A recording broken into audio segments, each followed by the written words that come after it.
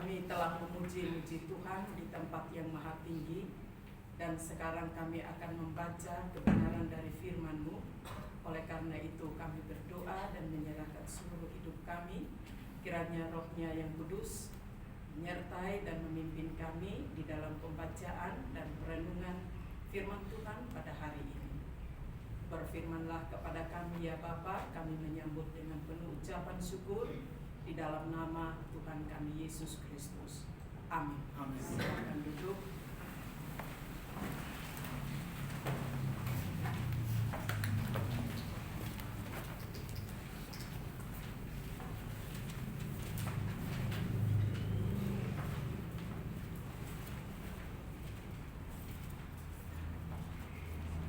Bapak dan Ibu yang dikasihi oleh Tuhan kita Yesus Kristus, mari kita bersama-sama membuka Alkitab kita dari kitab 1 Tawarik pasalnya yang keempat, ayatnya yang ke-9 dan ayatnya yang ke-10.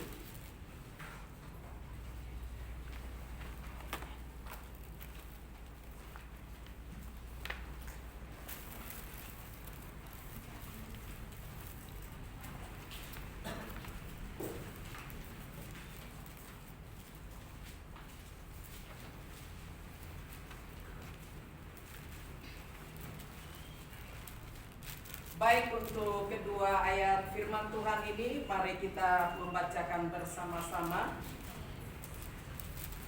1 Tawarik pasal 4 ayat 9 dan 10. Demikianlah firman Tuhan. Yabes lebih dimuliakan daripada saudara-saudaranya.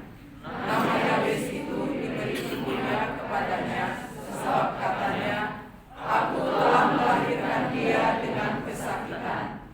Yabes berseru kepada Allah Israel, katanya, kiranya Engkau memberkati aku berlimpah-limpah dan memperluas dari aku, dan kiranya tangan-Mu menyertai aku dan melindungi aku daripada malapetaka, sehingga kesakitan tidak menimpa aku, dan Allah mengabulkan permintaan itu.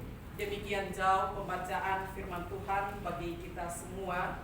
Firman Tuhan berkata bahwa sesungguhnya orang yang berbahagia adalah orang yang mempunyai kerinduan untuk terus merenungkan firman Tuhan yang hidup untuk menyegarkan kehidupan rohani.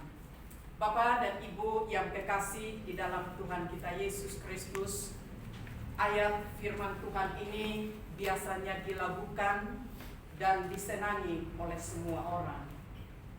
Ketika orang menyanyikan lagu ini, maka konsentrasinya adalah bahwa mungkin ia berada dalam situasi yang berkelimpahan atau mendapatkan sesuatu yang memang segera harus diberikan ketika ia menaruh harapannya.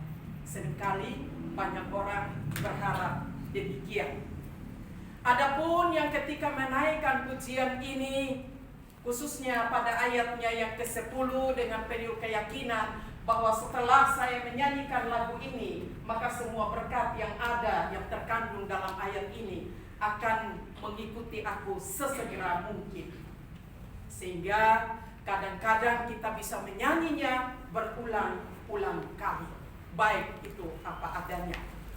Namun pada kesempatan ini kita mau melihat dan kita bersama-sama mau merenungkan bagian firman Tuhan ini yang ditulis oleh Ezra pada masa ketika bangsa Israel atau umat Allah itu dalam kitab Tawarik ini menjelaskan bagaimana Allah menunjukkan kesetiaannya kepada Israel dan Yehuda pada waktu itu setelah mereka kembali dari pembuangan. Ketika itu mereka berada di dalam situasi yang tidak menentu. Bapak berbagai macam kesukaran, tantangan yang mereka hadapi. Berharap nanti mereka akan mendapatkan segala sesuatu yang baik.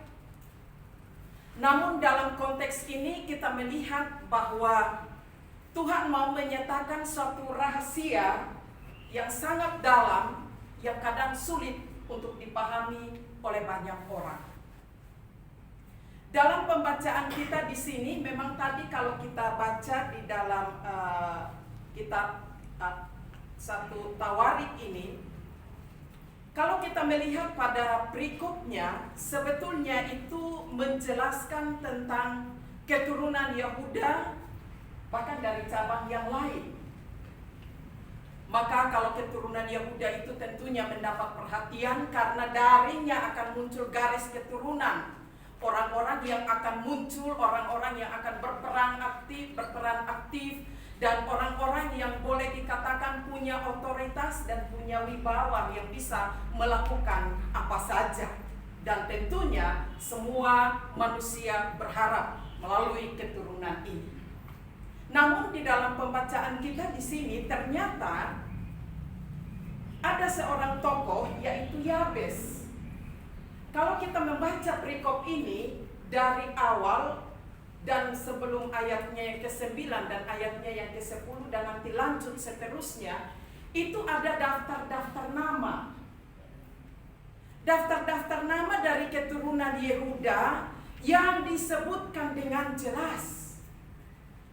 Tetapi terhadap satu ini, tokoh Yabes ini, tidak ada ceritanya, tidak disinggung, tidak ditulis, tidak ada sejarahnya. Dan selanjutnya kita melihat bahwa bukan saja itu, tetapi kita mau melihat bagaimana tokoh yang satu ini yang tidak dituliskan namanya, tetapi mempunyai pengaruh yang sangat besar, sikap hidup yang luar biasa, yang tentunya kita akan renungkan pada hari ini. Oleh karena itu, sebelum kita mengetahui bagaimanakah sikap atau pola hidup daripada seorang tokoh yang tidak tertulis dan tidak terkenal, tidak ternama ini, dia adalah Yabes. Jadi kalau berbicara menyangkut dengan Yabes, maka sebetulnya seperti yang dikatakan, tidak ada sebuah biografi tertulis tentang orang ini. Dalam keturunan Yahudi pun tadi dikatakan bahwa mungkin ini dia muncul dari cabang yang lain, tidak diketahui. Semua ahli-ahli teologi berusaha membaca Alkitab untuk mencari kira-kira ini nama Yabes ini ada nggak dalam tulisan Alkitab yang lain. Terdapat kesukaran dan kesulitan kecuali di dalam dua ayat ini. Ayatnya yang ke-9 dan ayatnya yang ke-10. Itu berarti bahwa Yabes ini tidak punya nama. Yabes ini tidak terkenal. Ditambah lagi dengan keberadaan daripada Yabes ini pada masa yang sangat sengit, yang sukar, dan orang mendambakan seorang pemimpin yang akan menyuarakan tentang bagaimanakah nasib ke depan daripada umat Israel, bagaimana dengan kehidupan mereka, bagaimana dengan janji-janji Tuhan itu akan digenapi. Mereka berada dalam suatu situasi yang boleh dikatakan sudah abu-abu, sehingga tidak bisa melihat dengan jelas. Pada saat itu, pada masa yang demikian, maka lahirlah Yabes. Dan hal kedua yang kita melihat di sini, ternyata kelahiran dari Yabes itu di ayatnya yang ke-9 bagian B, di sana dikatakan bahwa anak itu diberi nama oleh ibu kepadanya sebab katanya, aku telah melahirkan dia dengan kesakitan. Ini si Yabes ini, dia mempunyai arti nama yang kalau kita perhatikan dan kalau ditelusuri dari bahasa Ibrani, yaitu Yabes, yang artinya bahwa dia berduka atau dia menderita. Entahkah Yabesnya yang menderita, tetapi yang jelasnya yang melahirkannya yang menderita, yang kesakitan, dan kemudian dilahirkan mungkin dalam situasi yang begitu sukar dan sulitnya. Pada waktu itu belum ada cara seperti zaman sekarang supaya sesar. Yang mungkin kalau Petrus sesar dikasih nama sesar, mungkin ada sejarahnya, mungkin ada namanya, arti dari sebuah nama untuk mengingat peristiwa yang sukar dan sulit itu, sehingga pada akhirnya orang tua mengambil keputusan untuk melakukan tindakan demikian. Berbeda dengan Yabes. Yabes ini ketika dilahirkan orang tuanya sungguh sangat menderita dan seakan-akan tidak mendapatkan pertolongan dan mungkin dikatakan hampir mau mati. Sehingga pada akhirnya anak ini diberi nama penderitaan atau menderita atau yang dikatakan berduka. Artinya ada sesuatu yang mendukakan dia sehingga dia tidak berdaya. Dan ketika anak ini dilahirkan, maka ibunya memberikan nama itu kepada Yabes. Dengan catatan mungkin juga ada semacam persungutan atau kekecewaan oleh karena ia mengalami sebuah penderitaan yang luar biasa. Tetapi juga mungkin untuk mengingatkan kepada dia sebuah peristiwa di mana yang ia tidak sanggup untuk menghadapinya dan menemukan jalan keluar. Mungkin juga yang ketiga adalah bahwa nama ini punya sebuah arti yang akan memberikan sebuah makna kepadanya, yaitu bahwa ketika orang memberikan nama kepada anaknya, itu diharapkan bahwa anak itu akan menjadi seperti itu. Nah, coba Bapak dan Ibu kita pikirkan bersama, kalau anak ini dikasih nama si penderita atau si sakit, maka nanti yang dipanggil setiap hari oleh gurunya, oleh teman-temannya, oleh orang tuanya, hei si sakit, si derita. Apalagi kalau hidup di zaman sekarang, kalau dibully, waduh, itu pasti bukan senang, malah tambah sakit hati. Dan mungkin itu juga yang dialami dan dirasakan oleh Yabes. Yabes harus bergumul dengan kehidupan itu dan juga ke depannya mungkin dia berpikir bahwa nama itu akan menggiring dia dalam perjalanan kehidupannya. Bisa saja dia menghadapi tantangan, kesulitan, penderitaan yang berkesinambungan. Arti dari sebuah nama. Berharap demikian. Saya waktu di Kalimantan Barat, waktu itu praktek, lalu ada seorang jemaat, istrinya sudah hamil dan mau melahirkan. Lalu karena sulitnya, dia katakan, waktu itu saya masih mahasiswa tapi dipanggil penginjil. Katakan demikian, kalau saja anak ini lahir dengan baik-baik, saya akan kasih nama dia Erni. Wah, dengan senang hati, karena orang Kalimantan itu kalau dikasih nama Erni itu berarti dianggap anak. Lalu kalau dia bunuh babi, nanti kepalanya kasih Erni duluan. Itu besar harapan saya. Lalu ketika datang petir, waktu hujan, ibunya sudah mulai sakit, mau melahirkan. Lalu petir sambar pohon kelapa, dan pohon kelapa itu mati, istrinya langsung melahirkan. Lalu namanya berubah menjadi petir. Lalu saya datang dan saya bertanya, anak ini segera dikasih nama. Dia mulai salah-salah. Kenapa Pak? Ibu gak jadi namanya Edi.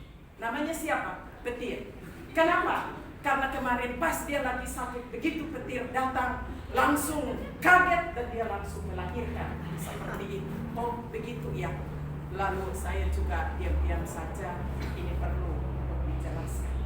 Dan pada akhirnya dia rupanya setelah menamakan anak ini Petir, dan kebetulan memang dia juga masih belum sungguh-sungguh di dalam Tuhan, dan dia meyakini bahwa peristiwa itu akan mengingatkan dia kepada suatu peristiwa, satu perbuatan yang membuat sampai istrinya dapat melahirkan. Jadi dia berharap bahwa melalui petir itu dia tertolong, istrinya tertolong dan melahirkan, bukan karena Tuhan. Tetapi berjalannya waktu, ternyata ada berbagai macam hal yang ia dapat. Yang ia temukan bukannya yang baik, tetapi justru berbagai macam tantangan yang membuat dia sendiri. Kadang-kadang dia shock. Lalu dia datang dan dia katakan kepada saya merubah nama anak saya kembali jadi Ernie. Ya, saya tertawa di dalam hati. Tetapi ini mau menggambarkan bagaimana kehidupan orang yang di dalam Tuhan, tetapi dia memiliki berbagai macam prinsip kehidupan yang kadang-kadang menaruh harapannya itu bukan kepada Tuhan, tetapi kepada manusia dan segala sesuatu yang ada di sekitarnya yang mempengaruhi dia. Dalam situasi dan keadaan Yabes pada waktu itu pun, ketika ia diperhadapkan dengan kesukaran dan kesulitan perjalanan hidupnya, Yabes tentunya juga dihantui dengan berbagai macam perasaan. Namun bagaimana kita melihat Yabes ini berusaha, apakah dia mau menjalani kehidupannya dengan pemikiran yang berharap bahwa dia akan terus menderita atau seperti apa? Dalam pembacaan kita di ayatnya yang ke-10, di sana kita melihat ada sebuah tindakan, sikap yang diambil oleh Yabes untuk mewujud nyatakan bagaimana pengalaman hidupnya dan pemahamannya terhadap Tuhan. Dalam situasi yang demikian, hal yang pertama yang dilakukan oleh Yabes di ayatnya yang ke-10, di sana dikatakan bahwa Yabes berseru kepada Allah Israel. Bapak dan Ibu yang kekasih, dalam situasi yang sangat sukar dan sulit untuk dihadapi masa depan daripada Yabes mengambil sebuah keputusan untuk datang ke hadapan Tuhan dan berseru kepada Tuhan. Dia memohon, karena bagi dia tidak akan ada lagi pertolongan yang sejati. Ia datang dan ia berseru kepada Tuhan, tanda bahwa apa yang dia sampaikan kepada Tuhan bukan hanya sekedar untuk mendapatkan sesuatu, tetapi tanda bahwa ia tahu bahwa di atas dari segala sesuatu yang menguasai hidup dan kehidupan, terkait dengan segala sesuatu yang akan terjadi di dalam kehidupannya, itu ada di dalam tangan Tuhan. Itulah sebabnya dia berseru, dia berserah kepada Tuhan, dia meminta petunjuk, dia meminta pertolongan dari Tuhan. Bagaimana supaya dia bisa hidup untuk membuktikan bahwa sekalipun ia tidak lahir dari keturunan Yahudi, sekalipun ia tidak ada, tetapi ada maksud dan rencana Tuhan yang mau dinyatakan melalui Yabes yang berstatus tidak jelas menurut pemandangan semua orang pada waktu itu. Itulah sebabnya kita melihat bahwa apa sih isi doa daripada Yabes sebagaimana yang telah kita hafal dan kita ketahui. Yabes berdoa dan dia meminta kepada Tuhan supaya Tuhan memberkati dia. Karena berbicara menyangkut dengan keturunan itu berbicara menyangkut dengan warisan. Berbicara menyangkut dengan warisan, orang yang tidak ada dalam garis keturunan itu, dia tidak akan mendapatkan warisan apapun juga. Dia hanya bisa hidup apa adanya. Dan inilah yang dipikirkan, dan inilah keberadaan sesungguhnya. Karena memang tidak ada penjelasan sama sekali tentang dia. Untuk mendapatkan semua ini, Yabes sebagai orang yang betul-betul tahu bahwa walaupun keadaannya ketika dia dilahirkan dalam keadaan sukar dan sulit, penuh penderitaan dan mungkin juga akan mewarnai kehidupannya ke depan, dia tidak pernah gentar, dia tidak pernah takut, dia tidak pernah berserah. Tetapi yang dilakukan oleh Yabes adalah dia tidak menyerah di dalam menghadapi kejadian atau keadaan apapun juga. Ini sikap yang luar biasa. Itulah sebabnya doa yang sangat agung ini kadang-kadang orang menerjemahkan bilang berdoa supaya dapat berkat. Yabes menaikkan doa ini sebagai sebuah visi melihat ke depan. Bahwa sekalipun saat itu dia tidak mendapatkan warisan, dia tidak ada di dalam garis keturunan, kehidupannya yang menubuatkan kepada dia sebagai berbagai macam tantangan ke depan, tetapi Yabes melihat ke depan dan memohon berkat daripada Tuhan. Berkat yang dipohonkan oleh Yabes bukan sekedar untuk mendapatkan kekayaan, keuangan, tetapi dia mengharapkan berkat rohani yang dijanjikan oleh Allah Israel itu, Abraham, Ishak, dan Yakub. Sebuah perjanjian akan memulihkan kembali keberadaan manusia dalam keterpurukan. Itulah doa yang diminta oleh Yabes. Yabes juga berdoa supaya memperluas wilayahnya, karena memang dia tidak dapat tempat. Kalau kita baca di dalam Alkitab itu, keturunan ini 12 suku ini kalau punya batasan di sini satu, semua itu jelas. Yabes tidak mendapatkan itu. Tetapi di dalam isi doa yang kedua ini, Yabes melihat ke depan bahwa batasan-batasan yang diperuntukkan untuk keturunan pada saat itu adalah sebuah pemberian yang sungguh sangat terbatas. Visi daripada Yabes adalah dia berdoa ke depan supaya Tuhan menyingkapkan kepada dia sesuatu yang tidak terbatas dan tidak dibatasi oleh apapun melalui kedatangan Kristus ke dalam dunia yang kelak nanti akan merobohkan segala batasan-batasan dan mengkaruniakan kehidupan yang kekal, berkat yang tidak akan bisa dibatasi oleh siapapun.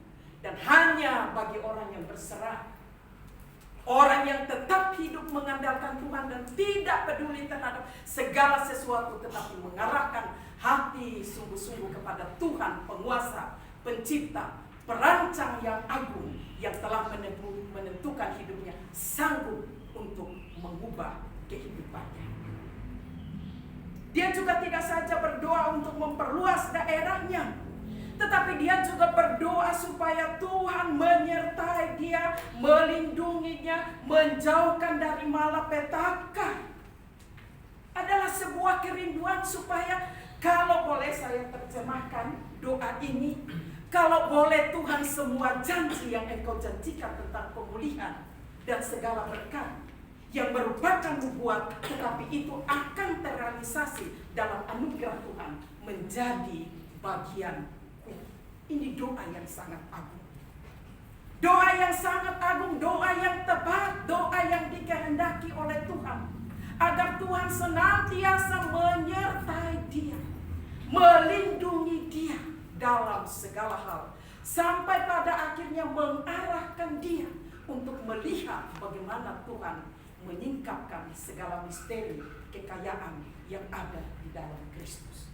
Itulah sebabnya dia mempunyai sebuah keyakinan yang kokoh, dan dia katakan di ayatnya yang ke-10, bagian yang terakhir dikatakan, dan Allah mengabulkan permintaannya. Allah mengabulkan permintaan daripada Yabes.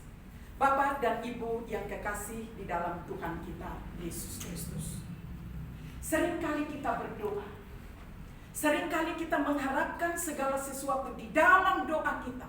Konsentrasi doa kita adalah meminta bagaimana supaya kecukupan bagi kehidupan kita di dalam kesementaraan.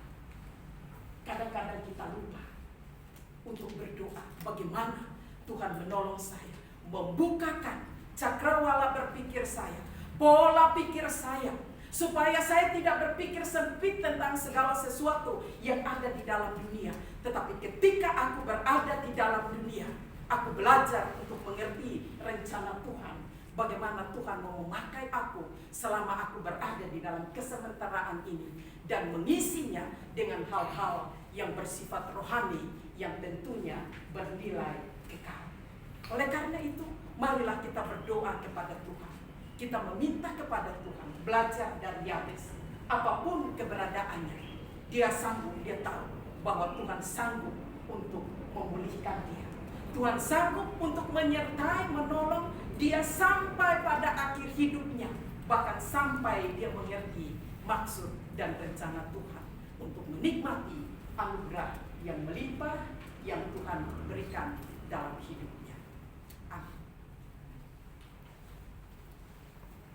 Kita berdoa. Bapa di dalam surga, kami datang dan mengucap syukur kepadamu. Kami boleh mendengarkan firman-Mu dan kami berdoa biarlah Roh-Mu yang kudus akan terus menerjemahkan kebenaran-Mu dalam kehidupan kami, supaya kami selama berada di dalam dunia, kami mengarahkan hati dan pikiran kami, tujuan kami kepada segala sesuatu yang bernilai kekal. Dalam nama Tuhan kami Yesus Kristus kami berdoa. Amin. Amin.